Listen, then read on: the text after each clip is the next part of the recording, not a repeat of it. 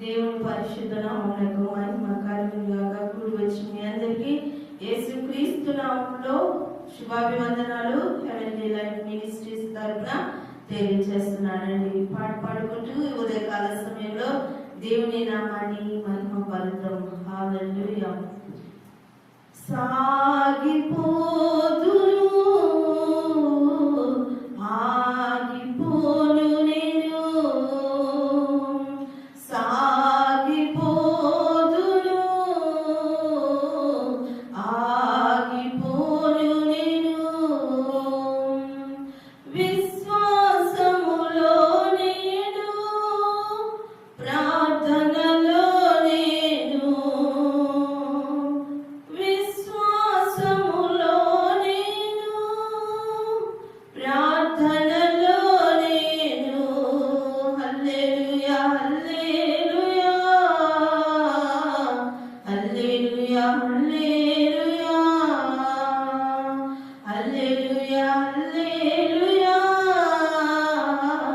హల్లెలూయా హల్లెలూయా. పగలెండ దెబ్బకైనను రాత్రి వేళ భయముకైనా, పగవాడి వానమునకైనా నేను భయపడను. పగలెండ దెబ్బకైనను రాత్రి వేళ భయముకైనా, పగవాడి వానమునకైనా నేను భయపడను. నాకు ఆశ్రయం నా కాపరి యేసే, నా ఆశ్రయం నా కాపరి యేసే. హల్లెలూయా హల్లెలూయా హల్లెలూయా హల్లెలూయా హల్లెలూయా హల్లెలూయా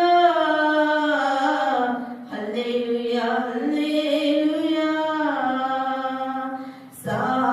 సాగిపోదును ఆగిపోను నేను. హల్లెలూయా. ఉదయకాల సమయంలో మనము వాగ్దానాన్ని విందామండి. పాస్టర్ సంఘ కాపరి అయిన పాస్టర్ సామన్ రాజు గారు వచ్చి వాగ్దానాన్ని మన మధ్య పంచుకుంటారు. హల్లెలూయా. దేవుని నామము మహిమపరచబడును గాక.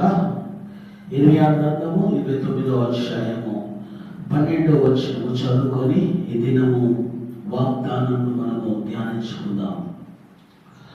మీరు నాకు మొర్ర పెట్టుదురనియు, మీరు నాకు ప్రార్థన చేయించు వద్దురనియు నేను మీ మనవి ఆలకింతును. ఆమేన్. హల్లెలూయా. దేవునికి సమస్తమును తెలిసినవాడు, ఎరిగినవాడు. హల్లెలూయా. నువ్వు ఎప్పుడు ఆయన దగ్గరకు వస్తావు, నువ్వు ఎప్పుడు ఆయన దగ్గరకు వచ్చి ప్రార్థన చేస్తావు, ఏ సమయంలో వచ్చి మొర్ర పెడతావు, ఏ సమయంలో వచ్చి మనవిని తెలియచేస్తావు. హల్లెలూయా. మనమందరం అనుకుంటాము, నేను ప్రతిదినము ప్రార్థన చేస్తాను, ప్రతి రోజు నేను విజ్ఞాపన చేస్తాను, ప్రతి ఉదయకాలం దేవుని సన్నిధిలో నేను మొరపెడతాను అనుకుంటాం. కానీ నీవు ప్రార్థన చేయకముందే, నీవు మొర్ర పెట్టకముందే, నీవు విజ్ఞాపన చేయకముందే, దేవుని సన్నిధిలో వచ్చి గోచాడకముందే దేవుడు ఎరిగి ఉన్న దేవుడు. ఆమేన్. హల్లెలూయా. నువ్వేం ప్రార్థన చేయబోతున్నావు, నువ్వేదైతే అడగబోతున్నావు, ఏదైతే నువ్వు మనవి చేసుకోబోతున్నావో అది ముందుగా తెలిసిన దేవుడు మన దేవుడు. హల్లెలూయా. అంటే నేను నా హృదయంలో నుండి, పెదాలలో నుండి నా మాట బయటికి రాకముందే, హల్లెలూయా, పెదాలలో నుండి నా మాట, నా ప్రార్థన రాకముందే ఆయన ఎరిగి ఉన్న దేవుడు. హల్లెలూయా. అందుకేమన్నాడు, నీ మనవి ఆలకింతును అంటే విని ఉన్నాను, లేకపోతే నీ మనవి నేను వినేసి ఉన్నాను. ఆమేన్. వినబోతున్నాను, వినుచున్నాను, వినేసి ఉన్నాను. హల్లెలూయా. ఇక్కడ ఆలకింతును అన్నాడు, అంటే ఆలకించబోతున్నాను అలా, ఆలకించేసేడు అలా, ఆలకింతును అన్నాడు. అంటే అర్థం ఏంటంటే ప్రెసెంట్ టెన్స్, పాస్ట్ టెన్స్ కాదు, ఫ్యూచర్ టెన్స్ కాదు. హల్లెలూయా. అంటే నువ్వు ఎప్పుడైతే ప్రార్థన చేయడం మొదలు పెడతావో వెంటనే ఆయన చెవులు, వింటున్నారా, ఆయన చెవులు నీ ప్రార్థన వైపు ఏం చేస్తుంది? వెంటనే ఆయన చెవులు నీ వైపు కేంద్రీకరిస్తుంది. హల్లెలూయా. నువ్వేం ప్రార్థన చేస్తున్నావో అని విందాము అని. ఎవరు ఆలకిస్తారు? ఎవరు ఆలకిస్తారు చెప్పండి? నేను ప్రార్థన చేశాను అనుకోండి, దేవుడు ఆలకిస్తాడు అంటాం. అంటే అర్థం ఏంటి? దేవుడు ఎప్పుడు ఆలకిస్తాడు? నువ్వు చేసిన వెంటనే, లేదా నువ్వు చేస్తున్నప్పుడే. అది ఎలా సాధ్యమవుతుంది? ఉదాహరణకు నేను మందిరంలో ఉన్నాను, రైట్? నేను మందిరంలో ఉండి కళ్ళు మూసుకొని యేసుక్రీస్తు ప్రభువా అనగానే ఆయన చెవులు నా ప్రార్థన వైపు తిప్పబడి ఉన్నాయి. హల్లెలూయా. ఏం చేయబడ్డాయి? తిప్పబడి ఉన్నాయి. ఇప్పుడు లోకంలో ఎంతో మంది ప్రార్థన చేస్తున్నారు, లక్షల కోట్ల మంది ప్రార్థన చేస్తున్నారు. ఒక్క క్షణమున ఎన్ని వేల మంది, ఎన్ని కోట్ల మంది ప్రార్థన చేస్తున్నారో వారందరి ప్రార్థన ఆలకిస్తూ ఉన్నాడు ఆయన. హల్లెలూయా. అంటే నువ్వు అనుకోవచ్చు, అరే కోట్ల మంది ప్రార్థన చేస్తున్నారు కదా, ఇప్పుడు మరి నేను చేసే ప్రార్థన ఆలకిస్తాడా, నేను చేసే ప్రార్థన వింటున్నాడా అనే ఆలోచన రావచ్చు. కానీ దేవుడు ఏమంటే, నువ్వు మొదలుపెట్టడానికి మొదలు కాకముందే నేను నీ ప్రార్థన వినడానికి సిద్ధపడి ఉన్నాను. ఆమె అంటే ఉదాహరణకు నేను నన్ను పిలవాలనుకున్నాను, వింటున్నారా? నేను పిలవాలని అనుకోగానే పిలిచిన తర్వాతే వారు ఆలకించి నాకు ఏం చేస్తారు చెప్పండి? జవాబు ఇస్తారు. కానీ ఇక్కడ అలా కాదు. నేను పిలవాలని మనసులో అనుకోగానే ఆయన ఆలకించడానికి సిద్ధపడిపోయాడు. హల్లెలూయా. అంటే అర్థం ఏంటి? నేను ప్రార్థన చేయాలని నా మనసులో నిశ్చయించుకున్న క్షణమునే, ఆ క్షణమే ఆయన నా వైపు చెవులు ఏం చేశాడు? తిప్పి ఉన్నాడు. ఆమె ఎంత గొప్ప దేవుడో చూడండి, ఎంత ఆశ్చర్యకరమైన దేవుడో చూడండి. మన ప్రార్థన ఆలకించు దేవుడై ఉన్నాడు ఆయన. ప్రార్థనకు చెవియెత్తు దేవుడై ఉన్నాడు ఆయన. ప్రార్థనలకు జవాబిచ్చు దేవుడై ఉన్నాడు ఆయన. ఈ ఉదయ కాలము నువ్వు దేనికోసం ప్రార్థన చేయడానికి వచ్చావు? దేనికోసం మొరపెట్టడానికి వచ్చావు?